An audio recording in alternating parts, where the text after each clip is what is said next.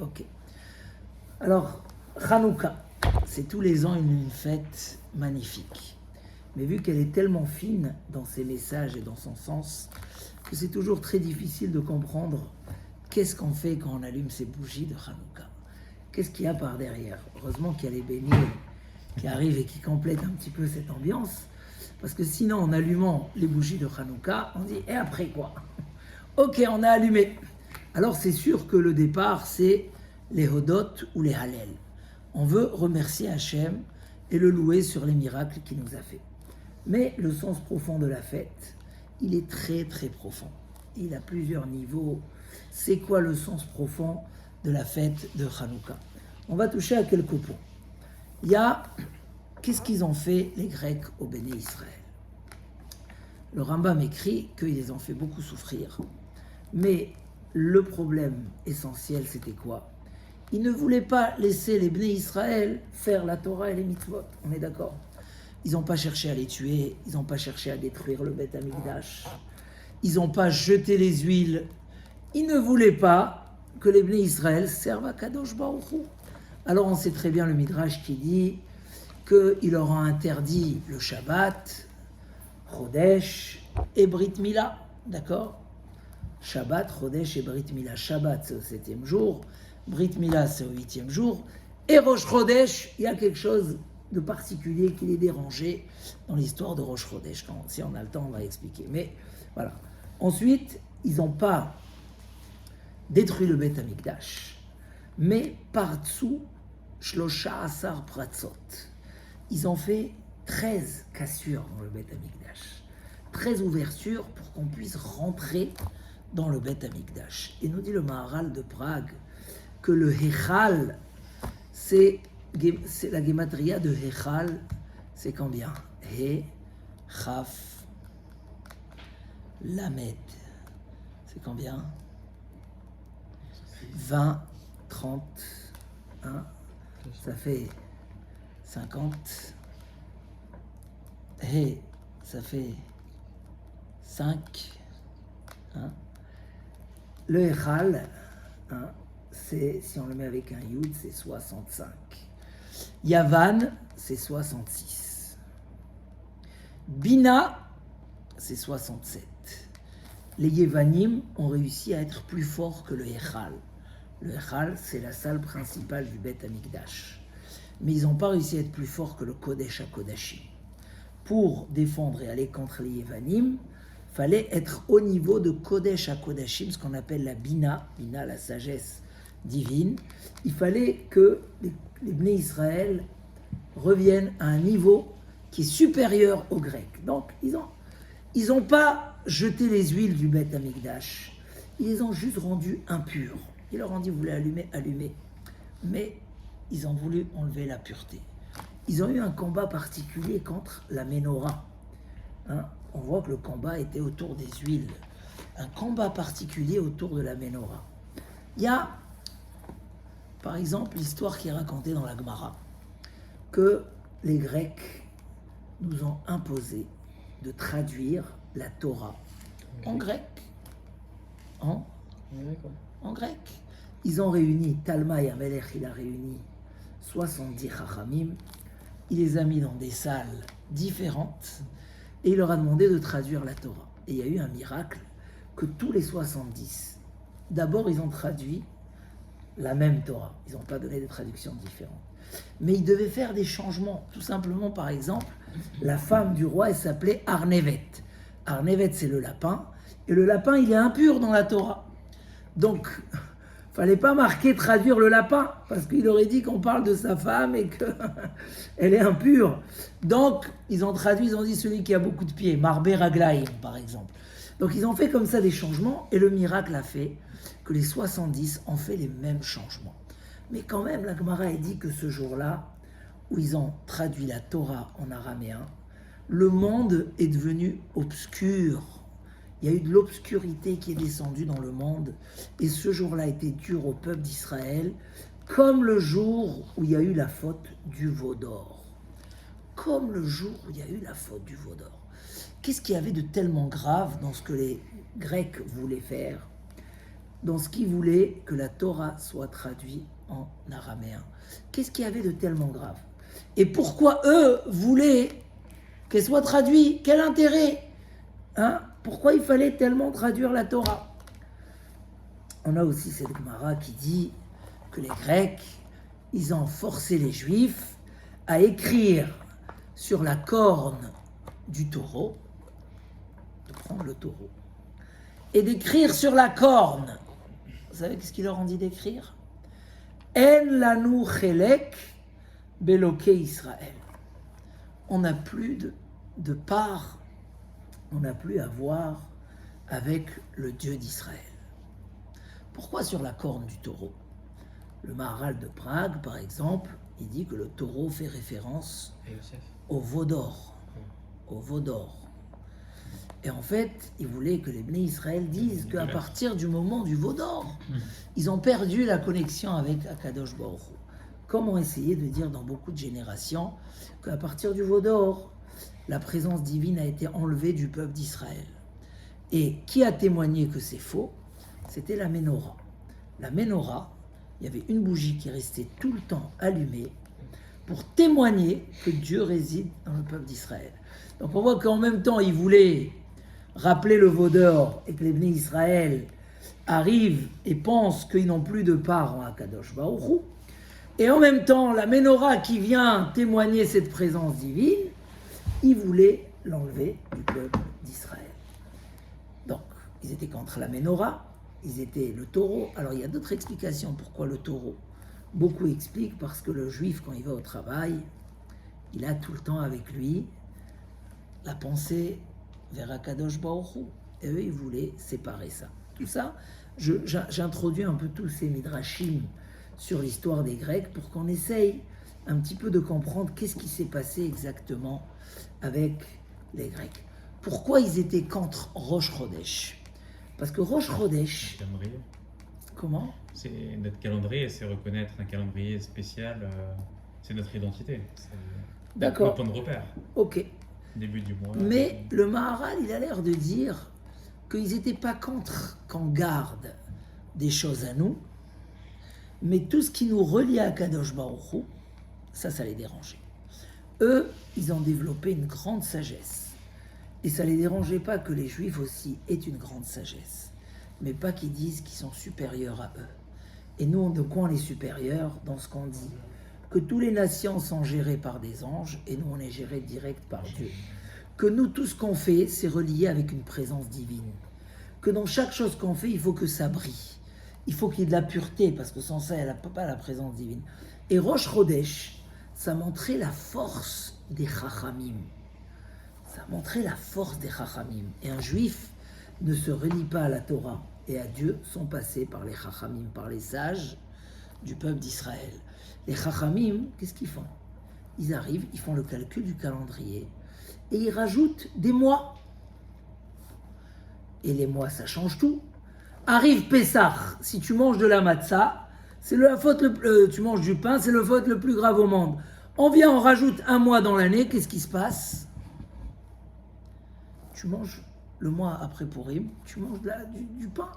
Le 15 Nissan. Mais quoi? On voit que la Torah a confié la gestion de la Torah dans les mains des Chachamim.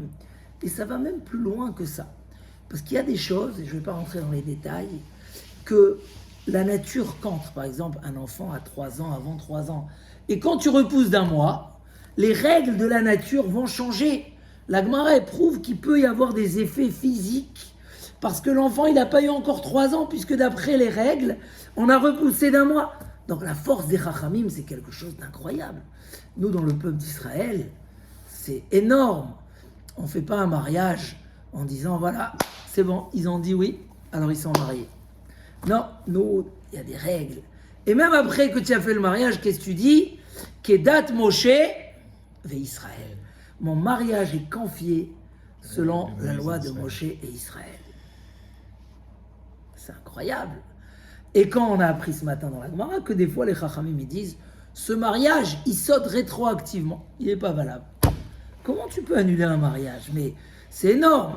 Donc tout ce côté-là, les Grecs étaient contre. Et là, pour expliquer un petit peu c'était quoi le combat qu'il y a eu entre les Grecs et le peuple d'Israël et comment on a gagné la guerre. On va d'abord devancer la question que demande le Rav Dessler. Quelqu'un qui devait venir ce soir au cours et qu'il a eu un empêchement. Et il a dû rentrer chez lui à la maison. Qu'est-ce qu'il dit? Moi, j'étais décidé d'aller au cours. Je voulais le faire. J'ai pas pu. J'ai eu un empêchement. Comment on dit? Anus rachamana patre. Celui qui est en cas de force majeure, il est dispensé. Est-ce qu'il va sentir? Il va dire, ah mais pourquoi Hachem il m'a pas laissé aller au cours? Et il fallait que j'aille au cours. Et j'ai perdu le cours. Moi, je voulais aller. J'ai eu un empêchement. Si les béné Israël de l'époque, ils étaient freinés et empêchés par les Grecs, qu'est-ce qu'ils peuvent faire? Pourquoi il fallait leur faire un miracle? Un homme qui est empêché, quand Dieu y veut, il réouvre les portes, c'est tout. Et non, on voit que les Hashmonaïm ont dû aller faire la guerre. Mais ça va plus loin que ça. Halachiquement, quand ils arrivent au Beth Amikdash, l'huile elle est impure, ils ont le droit d'allumer avec. Parce que quand la majorité du peuple est impure, on peut allumer. Alors où est le problème? Pourquoi il y a besoin de leur faire un miracle? D'accord? Donc on voit que les Hashmonaïm voulaient à tout prix le miracle. Et là on va expliquer quelque chose d'extraordinaire. S'il y a le temps, je vais rentrer un petit peu le Rav Dessler qui est très intéressant. L'histoire des Grecs et d'Israël commence très très haut dans notre histoire. Quand les deux enfants de Noé, Noach, ont vu leur père se déshabiller et être dans une situation méprisante dans sa tente. L'un a dit à l'autre, viens on prend la couverture et on va les couvrir, on va couvrir notre père. Et Rashi remarque dans les psukim que Shem, il a pris la couverture de son par volonté profonde. Il a fait ça pour une mitzvah. Ça veut dire il y avait quelque chose de profond, de pnimi. Pnimi, ça veut dire il y avait de l'intériorité dans ça. Alors que Yéfet l'a accompagné, mais plus par politesse, pas par conviction profonde des choses. Et quand ils ont été récompensés, la Torah nous dit comme ça, Yaft Elokim le Yéfet. Pour Yéfet, Dieu va lui donner les belles choses. Les belles choses. Veishkon, mais où Dieu va résider, Be'aho Shem, dans les tentes de Shem. Yéfet, c'est ce qu'ont reçu les Grecs, disent nos Chachamim. Tout ce qui est lié à la beauté. La beauté, c'est pas que la beauté physique, c'est aussi, mais ce qui est le corps. Les Grecs ont développé la philosophie, le sport, l'énergie, la musique, toutes ces choses-là, qui est la beauté extérieure des choses. Mais pour résider dans les choses, pour qu'il y ait de l'intériorité, ça a été donné au peuple d'Israël. On a même pris l'écriture des Grecs. Et d'où on a appris qu'on peut l'apprendre? Parce que c'est marqué Yaft Elokim, les Yafet. Yafet va avoir la beauté dans ses générations. Et là, le combat commence. Shem, il privilégie l'intériorité des choses. La beauté va venir se rajouter à la beauté intérieure, à la présence divine, au contenu qu'il y a à l'intérieur. Et Yéfet se confie plus à l'extérieur. Nous, on refuse l'extérieur sur le compte de l'intérieur. On accepte l'extérieur que s'il se rajoute à quelque chose d'intérieur. Et ça touche tous les détails de notre vie. Si tu vas dans deux magasins, un, il te propose un beau produit, mais il ne sait pas bien faire l'enveloppe. Il te fait des pas belles voitures, mais avec un très bon moteur, confortable, à l'aise. Et l'autre, il te fait des très belles voitures, mais qui tombent en panne tous les 2 jours. Évidemment, un homme intelligent, il va choisir l'intérieur. Si en plus de l'intérieur, on a aussi l'enveloppe extérieure, alors Gambarouch et Hachem, on prend les deux. Et c'était là le combat entre la sagesse des Grecs et la sagesse du peuple d'Israël. Dit le Maharal, ils essayaient de dire la sagesse divine, elle est pas à vous. Arrêtez de dire qu'il y a de la divinité dans tout ce que vous faites. Arrêtez. Eux aussi, ils avaient des idoles, les Grecs, mais ça n'avait rien à voir. Le développement, c'était un truc, la beauté, c'était un truc, le physique, c'était un truc, et les idoles, c'était... Donc, vous vous dites que vous avez Akadosh Baruch Hu, vous avez l'intériorité dans les choses. Il faut arrêter avec ça. C'est sur ça qu'ils ont fait le combat. Et ça, aujourd'hui, dans la vie de tous les jours, c'est un vrai combat. Construire un foyer pour la vie. Malheureusement, c'est difficile dans notre génération. Il y a un investissement à faire. C'est pas parce que ça y est, elle est à toi.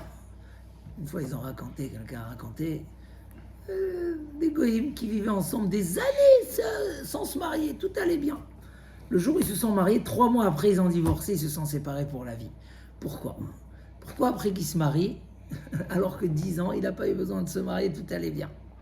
Dès qu'il fallait construire, dès que ça y est, la chose était à lui, elle était acquise, il n'y a plus d'investissement. Et quand il n'y a pas d'investissement, il n'y a plus rien. S'il n'y a pas un vrai shalom baït, peut se faire quand on investit dans le couple. Ça y est, la partie, tout ce qui est folklorique, c'est passé, machin. Maintenant, on commence le sérieux. Maintenant, c'est le vrai travail. Stam, trouver, se marier, il y en a plein. Mais combien ça va durer ? Combien ça va durer ? Combien même vont se séparer, divorcer, le jour où tout va bien ? Et c'est... Combien de fois j'entends cet étonnement ? Maintenant que tout va bien chez vous, maintenant que vous vous séparez, vous avez galéré pour la parnassa. Tant qu'on essayait d'arriver à quelque chose, on était...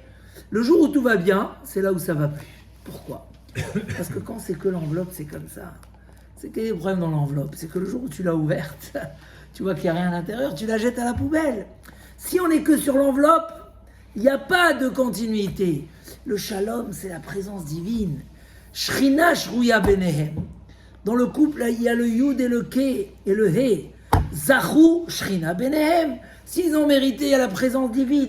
Et ça, c'est un travail de toute la vie. Cette midat anetina, savoir donner, donner, donner. Et apprendre la patience, et apprendre à comprendre l'autre, et apprendre à être gentil avec l'autre, et communiquer avec l'autre. C'est un travail qui ne s'arrête jamais. Le résultat, les années passent, l'amour grandit avec les années. Quand l'intérieur est bon, alors au contraire, c'est comme une plante, une graine, qui pousse, et l'arbre, il devient un arbre extraordinaire. Et toute notre vie de juif, un homme qui fait tchouva, c'est aussi comme ça. Quelqu'un qui a fait une tchouva externe, même l'avdil, tchouva externe, conversion, c'est aussi la même chose. Celui qui a fait ça pour l'extérieur, le jour où cette tchouva, ça y est, il est bien. Il voulait être comme les autres, il voulait être bien avec Dieu. Ça s'arrête. Et des fois, ça recule. Ça va en arrière. Quand un homme, il voulait ça pour l'intériorité des choses, la plimiout, alors là, il y a des choses extraordinaires qui se développent. On fait que découvrir ce qui se cache à l'intérieur. L'éducation des enfants. Qui ne veut pas des beaux enfants ?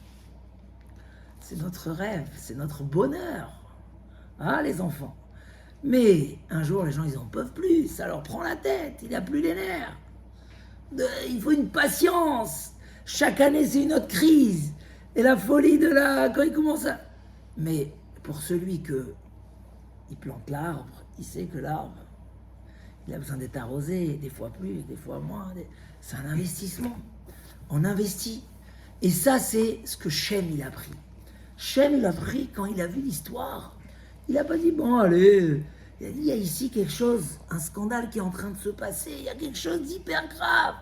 Son père était dans une situation, il faut tout de suite réagir, il faut faire, Et il est fait, ça va.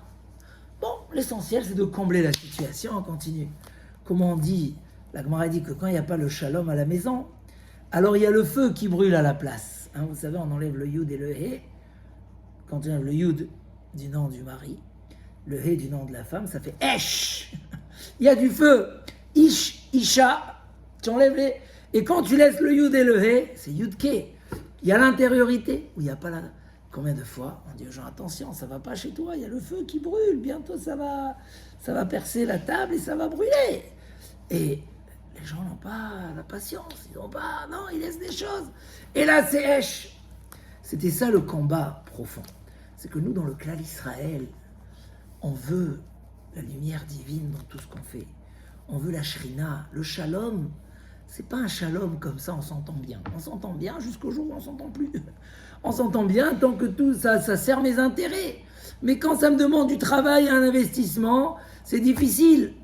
Dans toutes les choses de la vie, il n'y a pas une chose où, comment il dit le Harizal, quand tu prends un bon beignet, voilà, comme cela ici, prends un deuxième, no bechavot.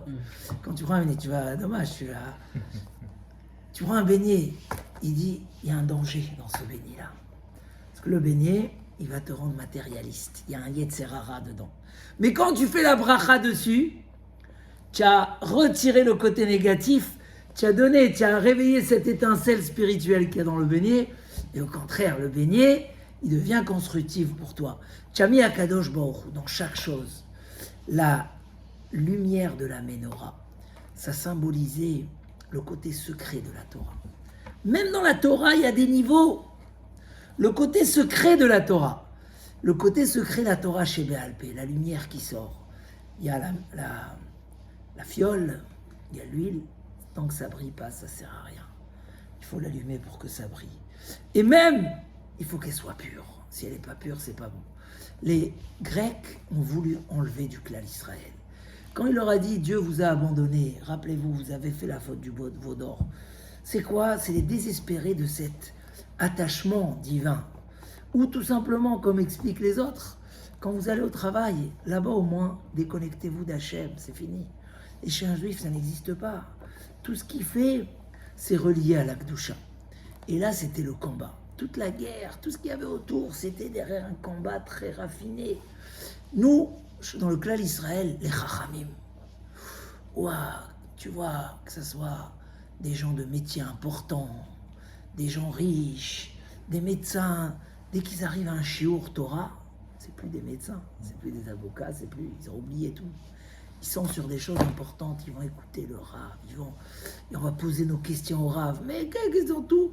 J'ai des queues devant mon cabinet pour que les gens me demandent conseil sur les sujets les plus compliqués, sujet médical, sujet fiscal, le Rav, il va dans la Torah, les ailes du peuple, c'est les Chachamim. C'est comme ça qu'on s'envole. C'est les ailes du peuple, c'est les Chachamim. Chaque Ben Israël, il a ce devoir. C'est les Charav. On s'attache au Rav. Et à travers le Rav, on se rapproche aussi d'Akadosh Baruch Hu. On est orienté, on est guidé. Et ça, les Ivanim aussi, ils n'ont pas voulu. Comment on peut changer? Les Rabbanim peuvent changer la réalité. La réalité, c'est la réalité. Donc, il y avait un combat très intéressant. Et là, Rav Dessler nous donne une profondeur supplémentaire dans le sujet. La lettre 7, il y a 6, 7 et 8. Vous connaissez? 6, c'est quoi 6, Sacha? C'est le matériel, 6 jours de la semaine. 7, c'est le spirituel dans le matériel, c'est le Shabbat. 8, c'est un niveau surnaturel. Le Ham Israël, pourquoi la Brit Mila? Donc, annuler le Shabbat, c'était parce que c'est le spirituel dans le matériel. C'est tout le combat qu'on vient d'expliquer. La Brit Mila, c'est pire que ça. C'est que nous, on met le surnaturel. C'est-à-dire que la Brit Mila, c'est qu'un juif, il peut toucher. Tant qu'Avraham Avinu n'avait pas fait la Brit Mila, il tombait. Quand il parlait à Dieu, il tombait. Il n'arrivait pas à se tenir debout. Il a fait la Brit Mila, il pouvait parler avec Hachem.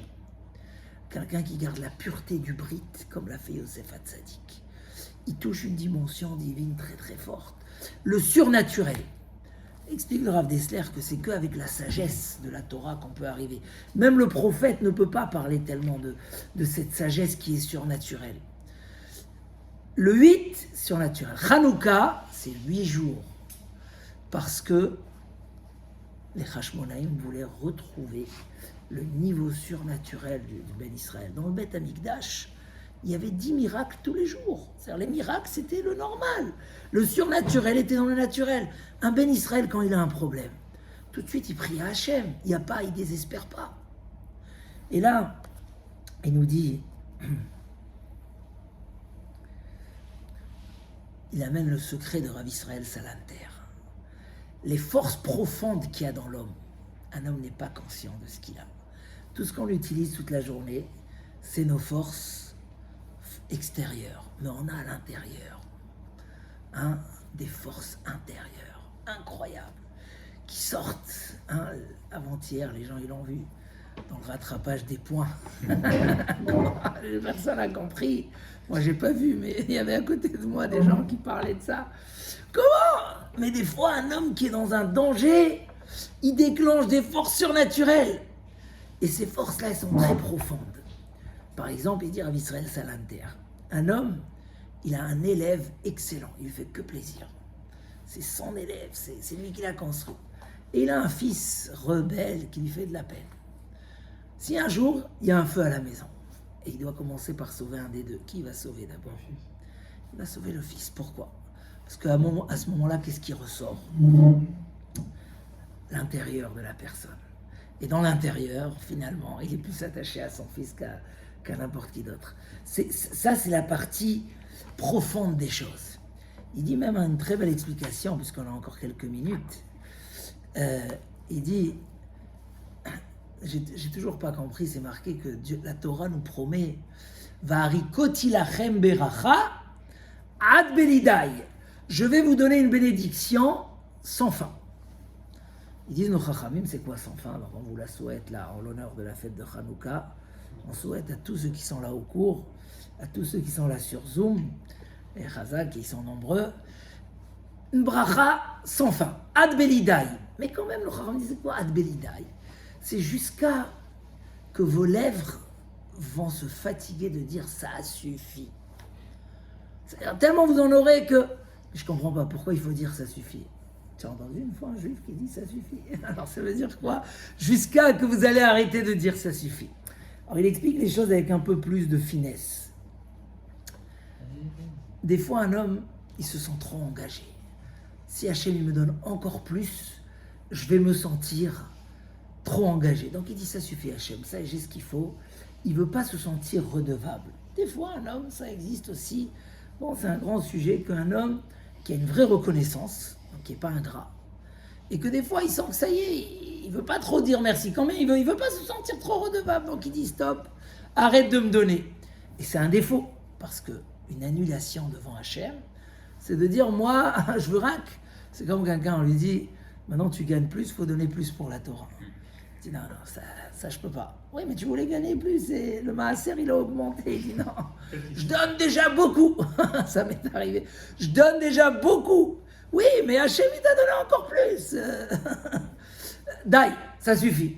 Hachivlou, c'est-à-dire que vous arriverez à un niveau d'être tellement content de remercier Akadosh Baruch Hu, que ça va être vous-même, ça va être votre intériorité qui veut remercier. Et dans l'intérieur, il n'y a pas de limite. Donc tu vas arrêter de dire ça suffit. Au contraire, tu vas dire, mais tu me donnes plus et je ferai plus et je te remercierai plus. J'aurai plus de contraintes internes comme ça de dire, ça veut dire qu'il y a la reconnaissance extérieure, il y a la reconnaissance profonde intérieure. Alors comment les Hashmonaïm ont gagné ce combat? Donc c'est un combat qui a duré 52 ans. Et n'oubliez pas, ce combat-là reste jusqu'aujourd'hui. La faiblesse de prendre le côté extérieur des choses. On doit à Hanouka se poser des questions. Est-ce que tout ce que je fais, les vraies valeurs de ma vie, est-ce que je les fais avec intériorité ou je les fais comme ça juste parce que je sens qu'il faut faire, parce que je sens un devoir de faire? Je ne suis pas... Et nous, quand on allume les bougies de Hanouka, on dévoile ici quelque chose. Comment les Hashmonaïm ont gagné ce combat-là? Tant qu'ils étaient sur la volonté de faire leur mitzvot, mais d'une manière habituelle et standard, ils n'ont pas eu les forces d'aller combattre. Mais un jour, là, ils nous dévoilent un petit secret, Rav Dessler. Ils ont dit, il n'y a plus le choix. On doit faire ce qu'on doit faire. On ne veut pas juste être prêt à servir Hachem et être empêché. On veut le faire vraiment, et même si on est empêché. Ça veut dire qu'ils sont arrivés à un niveau de sentir que leur volonté de servir Hachem, elle est indépendamment de tous les gênes et les empêchements. Moi, au cours, je dois aller, je ne sais pas, je ne veux pas être empêché. J'arrive à la maison, et j'ai pas pu me lever à la tefila ce matin, j'ai dû amener les enfants à l'école. Il y a un qui va dire, bon, j'amène les enfants à l'école, je ne peux pas aller à la tefila. Anous, Anous, traduction, force majeure. Il y a un qui dit, aïe, aïe, aïe, Kadosh Baruch Hu, jusqu'à quand je rate la tefila? Aide-moi. C'est très intéressant. Et à partir de là, c'est là où il dit, le secret du Nes de Hanouka, c'est quoi? C'est que naturellement, c'était impossible de gagner un combat, de ramener le Beth Amikdash dans notre histoire. Il dit, mais quand un homme, il sent que pour lui c'est indispensable, et il sent un niveau, écoute ça, parce que Baruch Hashem il est venu au shiur, même s'il était occupé, et Ethan, Mamash, ils ont appelé, est-ce qu'il y a shiur ce soir? Quand un homme il sent qu'il n'y a pas, c'est dur, il n'y a pas, je le veux, c'est au fond de moi. Donc qu'est-ce que je vais faire? J'ai pas le choix, je le fais au prix que ça va me coûter. Les Ivanim, c'était un prix d'aller jusqu'à mourir, parce qu'il n'y avait aucune chance qu'ils gagnent. Mais ils ont dit En Brera. Là, on a le secret de Rav Dessler, le secret de En Brera. Traduction en français, il n'y a pas le choix. Il n'y a pas le choix. Moi, je dois faire ma tefila. Regardez. Les Havdil, Brera, c'est le choix. Il y a plusieurs, c'est trié aussi, mais En Brera, c'est il n'y a pas le choix. Regardez les Havdil, que Dieu nous préserve. Mais quand on voit les gens qui perdent un de leurs parents, que Dieu les préserve. Et là, tu les vois 1 an à la synagogue, matin, après-midi et soir. Qu'est-ce qui s'est passé? C'est pas que maintenant ils veulent et avant ils voulaient pas. Avant ils voulaient et aujourd'hui ils voulaient. Mais aujourd'hui, il y a quelque chose d'intérieur qui s'est réveillé en eux. Il y a dans ça le kavod de leurs parents. Mais ils viennent pas pour leurs parents, ils viennent pour servir Hachem et que ça serve à leurs parents. Et cette pression intérieure qui a développé elle a fait que l'homme il dit, j'ai pas le choix, ma femme, tu te débrouilles, tu amènes les enfants à l'école, moi je dois faire Kaddish, Nigmar. Et quand un homme il arrive à ce niveau-là, il gagne 2 choses. D'abord, il développe en lui des forces intérieures. Des forces intérieures. Deuxièmement, il a une aide particulière du ciel, le 8, le surnaturel. Il y a Kadosh Baruch Hu, on est depuis chaque juif, le 8e jour, il a la Brit Mila, le symbole qu'il a un côté surnaturel. Le Kodesh HaKodashim, le Saint des Saints, qui est plus fort et qui est au-delà de tous les éléments matériels.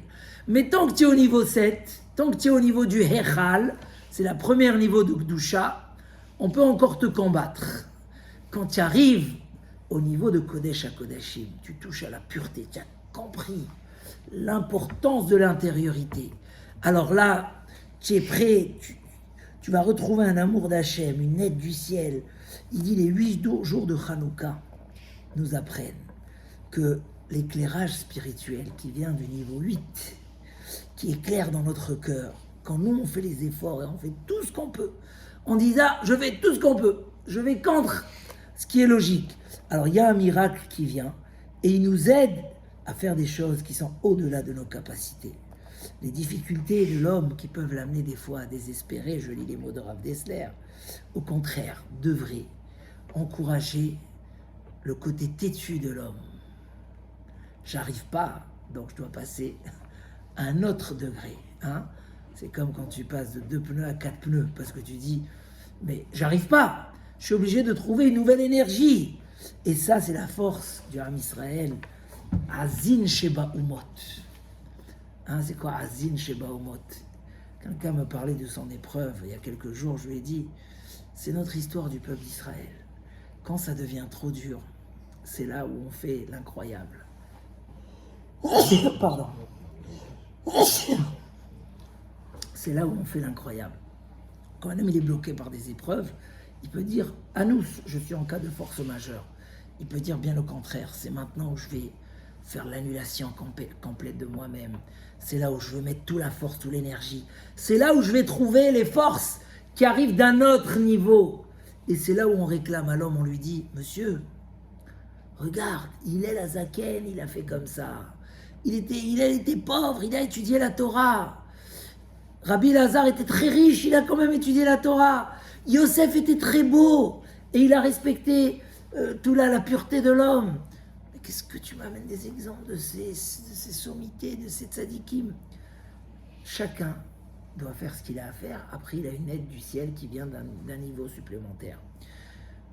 Hanouka, c'est, voilà, on est toujours influencé de l'extérieur. L'extérieur rentre chez nous à la maison et il nous empêche de faire. Il nous empêche de faire. Alors qu'on sait, qu'on a envie, qu'on aime, hein, il dit, moi, Shabbat, ça me dépasse. L'autre, il dit, ça me dépasse. Pour celui qui est Shomer Torah ou Mitzvot. Et voilà, est-ce que on peut se contenter à faire juste des choses par tradition, par coutume, mais ne pas avoir le fond des choses? Qu'est-ce que la Torah nous dit de faire? Qu'est-ce que la Torah? Pourquoi c'était tellement grave de traduire la Torah en grec? Parce que la Torah orale, c'est du spirituel. Tout le côté fin des choses, le côté intérieur des choses, qui est toute notre force. Tu peux, quand tu étudies de la Gemara, tu traduis pas les mots. On n'a jamais vu quelqu'un qui étudie la Gemara que juste il traduit les mots. Dans la Gemara, tu lis entre les lignes plus que ce que tu lis dans les lignes eux-mêmes. Une ligne de Gemara, c'est un débat qui peut durer 2 heures. C'est quelque chose de spirituel, c'est un message divin. La traduire en notre langue, c'est de dire on peut prendre ce qui est marqué là et le mettre. Ça veut dire que c'est ça la traduction et ça s'arrête là. Tu enlèves la dimension des choses. Un Ben Israël, c'est ça Hanouka. Quand on allume les bougies de Hanouka, pas rien qu'on fait briller chez nous, on fait briller à l'extérieur. On rappelle un message que le clan Israël, il a quelque chose qui brille et qui traverse toutes les générations, qui traverse toutes les obscurités. On a quelque chose de pur, la pureté du clan Israël. C'est pas un combat simple. Comme on a dit, les résidus des Grecs, comme ça c'est marqué dans les Sfarim, restent jusqu'à la fin des temps. Ils sont là. Ils n'ont pas été annulés. Si c'était une guerre physique, on l'a gagnée, c'est terminé. Mais vu que c'était une guerre spirituelle, elle continue. Être un homme qui privilégie l'intérieur sur l'enveloppe, sur la beauté extérieure. Nous, on ne voulait pas une bougie allumée, mais qui n'a pas de sens. Si c'est pour allumer une bougie, ils nous laissaient allumer les bougies. Nous, on voulait une bougie qui éclaire d'une lumière divine, qui témoigne la présence divine. Quand, dans une maison, brille la lumière du Shabbat, brille la lumière de la pureté familiale, tout le côté tsniout, brille une nourriture cachère, brille une tsniout, une discussion, un message. C'est autre chose, on est dans un autre monde. Par un qu'on a dépassé le 6, le matériel, on est arrivé au 7, à la Gdusha, mais automatiquement on touche à des degrés d'un autre niveau. Et ça donne une autre dimension aux choses. C'est ça. Comment il m'a dit quelqu'un vendredi? Mais finalement, la Torah, elle est tellement bien faite pour notre vie. Tellement bien faite. Hein? Qu'est-ce qu'elle ne cadre pas dans notre vie? De quoi elle ne nous sauve pas? De quel genre de difficultés, de malheurs elle ne nous sauve pas? Qu'est-ce qu'elle ne nous donne pas comme secret pour traverser toutes les difficultés? Qu'est-ce qu'elle ne donne pas une richesse à chaque chose qu'on fait dans notre vie? Chaque pas qu'on fait dans notre vie, chaque chose qu'on fait dans notre vie est remplie de richesse, de mérite, de présence divine. Hanouka, on fait briller cette lumière. On avait une autre, et on avait le droit de l'allumer. On n'a pas voulu la prendre. Il nous fallait celle du miracle. L'huile qu'on avait trouvée, elle était cachée halachiquement, mais elle ne brillait pas. Elle était tamée, il y avait l'enveloppe, il y avait la beauté, magnifique. Si tu t'arrêtes sur cette beauté, tu ne vas pas chercher ce qu'il y a à l'intérieur, c'est pas la vraie lumière. Quand tu rajoutes pour ça à Hanouka, ils ont mis le Mehadrin. Ils l'ont mis au très haut niveau, le Mehadrin. Pourquoi ils l'ont mis au très haut niveau? Parce que c'est ça, c'est pas faire que la mitzvah une bougie. Chacun va mettre de soi. On va rappeler que le deuxième jour, on était encore plus dispensé de la pureté de la lumière, parce qu'on n'en avait pas. Et la halakha nous l'autorise. Mais on est parti la chercher, on a senti, on n'a pas le choix. je dois trouver la profondeur. On n'a pas le choix, je dois trouver le secret de ma vie. On n'a pas le choix. Quand un homme, il met ça, Hachem, il aide à trouver. Donc le miracle qu'on va mettre en valeur, il dit le Rambam, la mitzvah de Hanouka, c'est une mitzvah très chère. On montre le miracle. Qu'est-ce qu'on montre le miracle? On montre que le miracle existe. On montre que chacun peut aller chercher le miracle. On montre que celui qui ne se contente pas de dire « je n'arrive pas, donc j'ai fait mon devoir », alors il va trouver la possibilité à faire le plus beau de soi, même avec toutes les difficultés, avec tous les... Et ça, tous les ans, ça nous redonne cet espoir, cette lumière. Dès qu'arrive Hanouka, on regarde plus s'il fait froid dehors. D'un coup, il fait meilleur. On voit plus, il n'y a plus l'obscurité, gamin-nous. On va éclairer notre vie, on a ça dans nos mains et on a ce miracle divin. C'est très chachouv. Et pour la émouna de chaque juif qui doit toujours croire en Kadosh Baruch Hu, qui va l'aider, qui va lui envoyer la Yeshua, qu'il ne faut pas désespérer, qu'il ne faut pas... Et dans notre travail, dans chaque chose, comme on a dit, que ce soit le Shalom Bayit, l'éducation des enfants, la recherche de soi, faire de soi le mieux, faire de chaque chose qu'on a le mieux. Ezeu Chacham, qui est un homme sage, celui qui cherche la sagesse. C'est pas qu'est-ce qu'il a appris, bac plus 5, machin. Celui qui cherche, que pour lui, tout le temps, la sagesse, elle est vivante encore. Elle est vivante en lui. Nous dit le Rabbeinu Yonah au nom des sages des nations. Celui qui cherche plus la sagesse, il peut être le plus grand sage au monde. Ça y est, elle est éteinte. Il n'y a plus cette lumière intérieure qui brille. Qui est un homme riche? Celui qui est joyeux de ce qu'il a. Non, mais la richesse, c'est combien tu as. Non, c'est le résultat de ce que cette richesse va avoir en toi. Alors, Bezrat Hashem, Chazak Benit Chazek, que quand on arrive aux fêtes de Hanouka, on devient des gens avec une vision beaucoup plus forte, qui va beaucoup plus loin, qui espère beaucoup plus. Et Bezrat Hashem, avec ça, on va être zoché nous aussi à des nissim, une aide spirituelle, pour faire mieux et pour trouver surtout le mieux. Et cette lumière qui éclaire dans notre vie, dans tous les détails, dans les zones les plus sombres, là-bas ça va éclairer quelque chose, cette lumière d'Hachem, Bezrat Hashem. Amen. Chazak, Chazak, Benit Chazak.